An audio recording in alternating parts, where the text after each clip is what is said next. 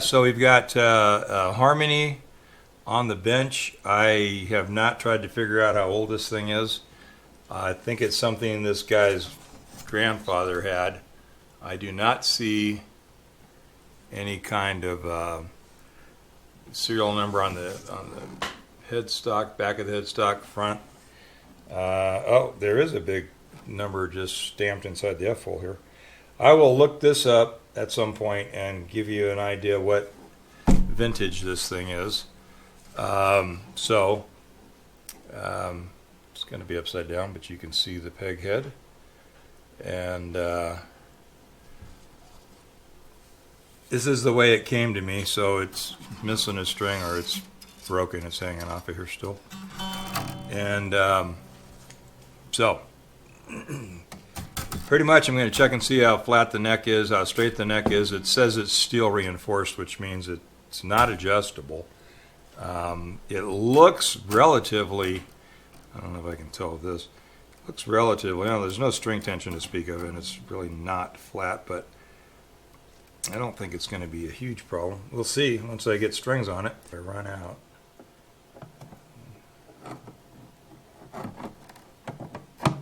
There we go. What do we got going on here?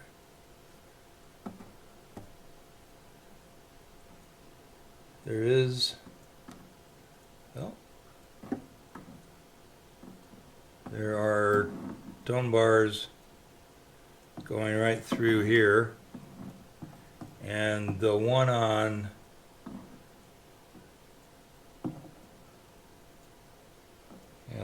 this side, on the bass side, is completely let go.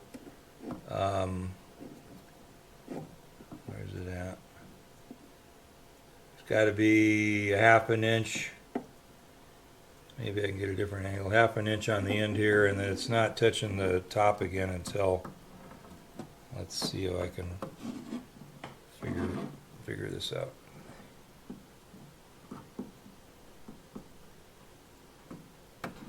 Right around in here somewhere. So let's see about the other side.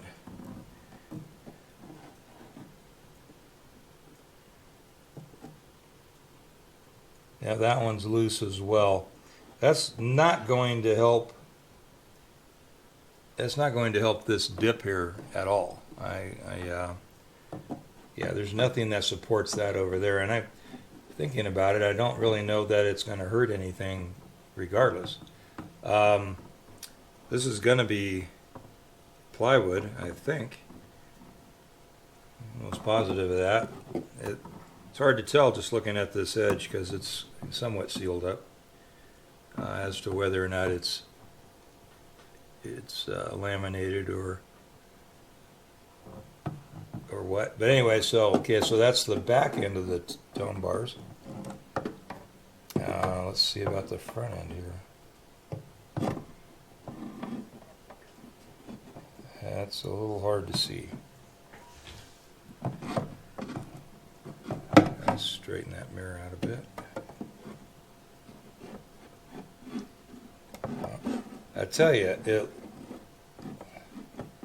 the glue that they use looks like resin glue. Okay, I'm not seeing that very well. Not sure which one I'm seeing. Okay, there we go. Now that appears to have remained intact there. And then I'm going to go over there and shoot back at this other one. That might be able to give me an idea.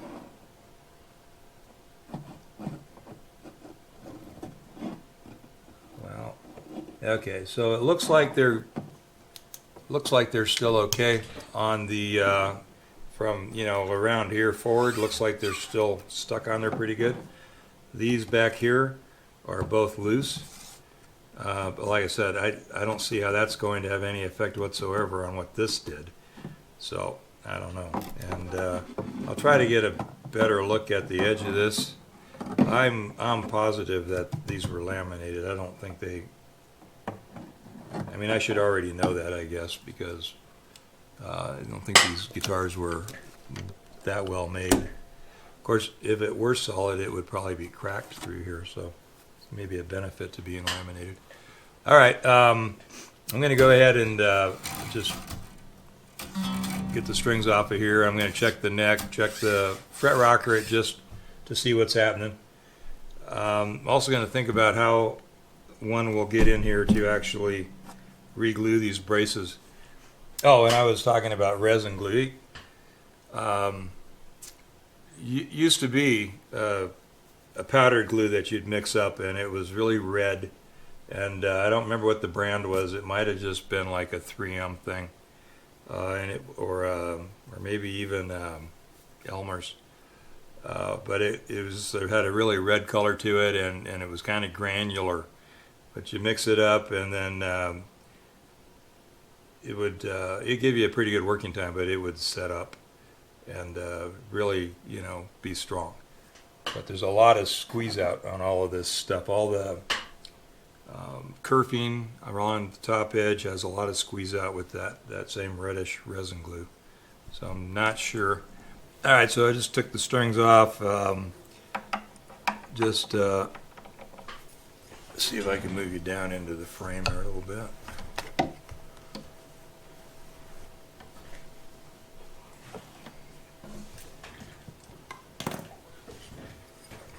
Okay. Could also, maybe. Maybe not.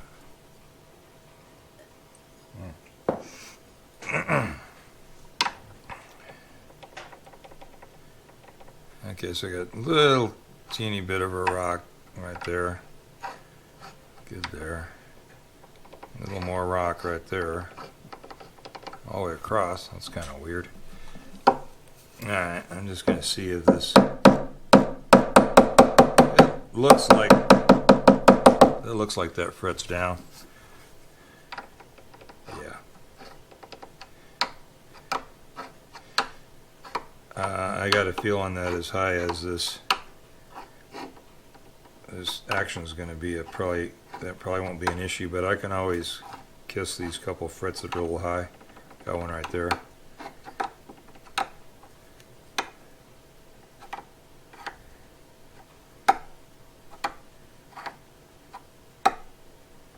And that's right in front of the body joint fret. I got a little rocking on the body joint fret also. That's totally common to get a little bit, usually to get rocking on there. It varies, but it's usually fairly obvious. But all of these up on the tongue, well, not anymore. I was going to say all of these up on the tongue were rocking. Okay. It's interesting. I've got puddles and blisters from where the finish was put on this guitar originally, unless somebody's messed with it. And it ran over the edge and just dried on top of the fretboard. Yeah, anyway. Alright, so let's take a look and see if what the overall flat on the neck is. I need to get another one of these straight edges and cut it off at like 18 inches. This is 2 feet. And I've looked, I'm doing advertisement for these guys because I think they make decent tools. This is the Neck Check guitar tools. I've got their rocker and their straight edge, and I've got several of their not straight edges, which some people think are useless and ridicule. I think you can use it to your advantage because you can also slide it up on top of the frets and use it like a straight edge. This is actually going all the way out to the tail end, which seems to have a slight rise to it. But I'll check it with the feeler gauge here and I'll know for sure. There they are. I was going to say, I thought I left them on my magnet. Okay, let's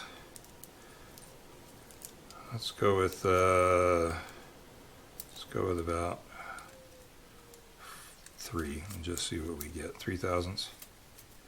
That's a hair. I believe. All right. Now the heater turned off, so if you were hearing some noise, that's what that was. This is the new camera. Yeah, so I have a high fret here at the first, and then I've got clearance all the way out. I'm hitting a little bit on. Well, I'm clearing that one. Hitting a little bit on that guy. So I'm less than 3/1000ths on that fret. You know, these things don't have markers. So 3, 5, 7, 9, 11. So fret 11, then I've got a little gap on 12, and then I'm kind of hitting all the way up. I got a gap there, gap there, gap there. So I'm not hitting on this end fret. I'm actually hitting on whatever that would be. Assuming it hit the body at 14, that's the 15th fret it's hitting on. So it's not huge. However, with strings, it's going to pull up more than that. But you know, it would be fine if it was up around 12 with strings on it. And so I'm just putting it on 12 right now just to see where we're at here. And I'm definitely not at 12. 7. What? 3, 5, 7. You can.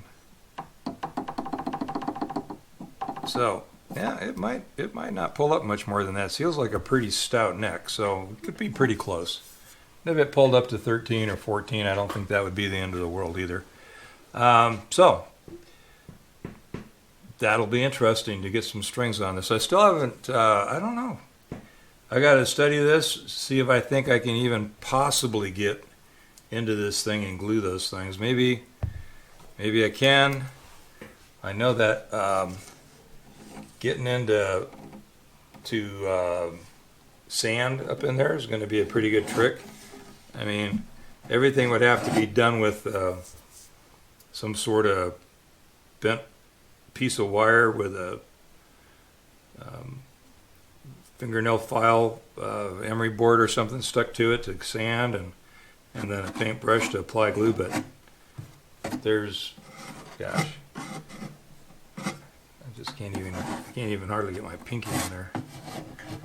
So this is typically, I tell you, typically what happens is people pull the backs off of these things when they have to do that. But I'll tell you what, the back of this thing doesn't look that bad. Although it is only a painted binding, I can tell that now once I flipped it over because it's all chipped off the edge here.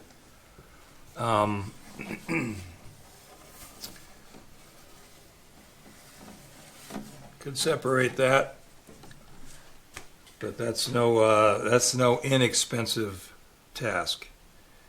And like I said, this is an old Harmony. It's probably not worth an awful lot. I'm not even sure. I said I think it was his grandfather's, so there might be some sentimental value, but I really don't know.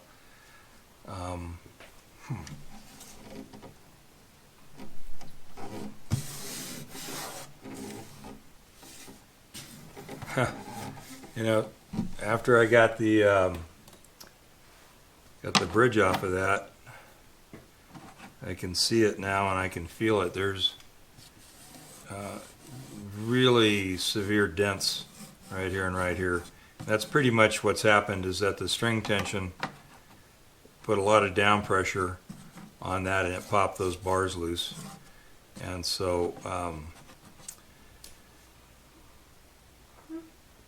you know, this top really needs to be tried to be flattened out some, and then these braces re-glued, and I just don't know if that's going to be feasible without pulling the back off.